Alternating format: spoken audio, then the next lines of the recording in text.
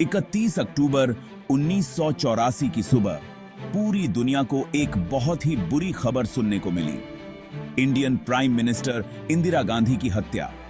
उनके ही सिख बॉडीगार्ड्स ने उन्हें गोली मार दी थी। उनकी मौत से पूरे इंडिया में सदमा पहुंचा। दिल्ली और उत्तर भारत के दूसरे हिस्सों में सिख विरोधी हिंसा भड़क उठी। गुस्से और अफवाहों से भड़की भीड़ सड़कों पर घूम रही थी, सिखों के घरों और बिजनेस को निशाना बना रही थी। हवा, धुएं और जलते टायरों की बदबू से भरी हुई थी। सिख समुदाय के लिए इंदिरा गांधी की मौत के बाद के दिन एक बुरे सपने जैसे थे। जो हिंसा की छिटपुट घटनाओं के रूप में शुरू हुआ, वो जल्द ही संगठित नरसंहार में बदल गया। लोहे की छड़ों, चाकुओं और केरोसिन से लैस भीड़ सिख मोहल्लों पर हमला कर देती है, जिससे हर तरफ तबाही और निराशा फैल जाती है। हजारों सिखों को बेरहमी से मार डाला गया। उनके शरीर सड़कों पर जलते हुए छोड़ दिए गए। औरतें विधवा हो गईं, बच्चे अनाथ हो गए और परिवार बिखर गए। जुल्म की ऐसी कहानियां सामने आईं, जिन्हें सुनकर रूह कांप उठती है। लोगों को जिंदा जला दिया गया, महिलाओं के साथ बलात्कार किया गया और बच्चों को जलती इमारतों में फेंक दिया गया। पुलिस या तो मिले हुए थे या फिर उनसे संभल नहीं रहा था। उन्होंने कोई सुरक्षा नहीं दी, जिससे सिख समुदाय भीड़ के रहमो करम पर जीने को मजबूर हो गया।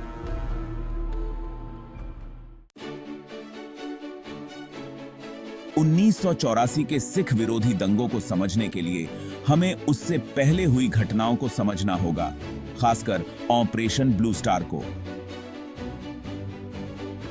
जून 1984 में प्रधानमंत्री इंदिरा गांधी ने भारतीय सेना को स्वर्ण मंदिर पर हमला करने का आदेश दिया।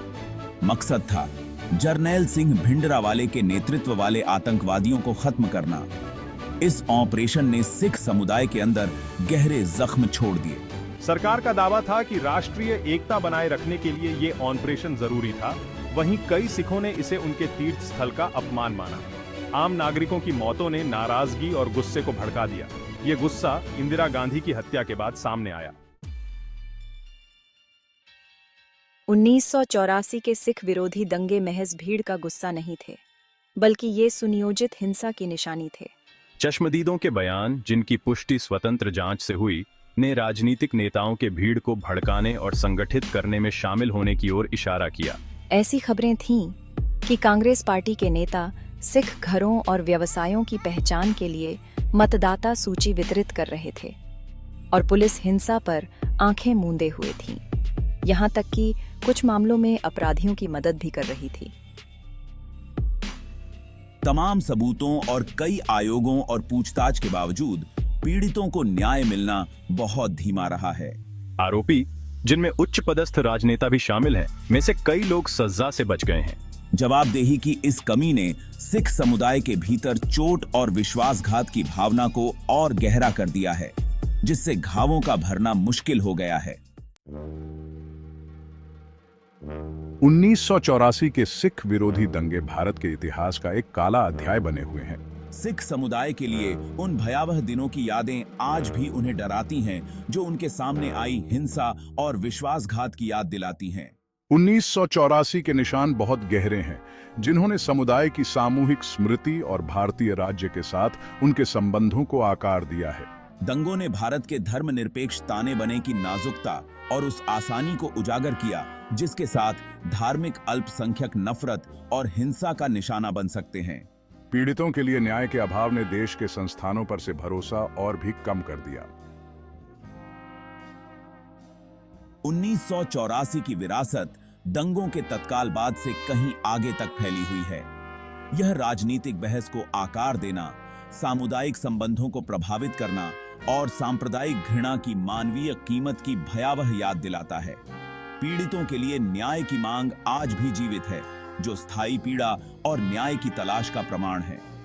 1984 की घटनाएं सहिष्णुता के महत्व, अंतरधार्मिक संवाद की आवश्यकता और सभी के लिए न्याय सुनिश्चित करने की तात्कालिकता की याद दिलाती हैं।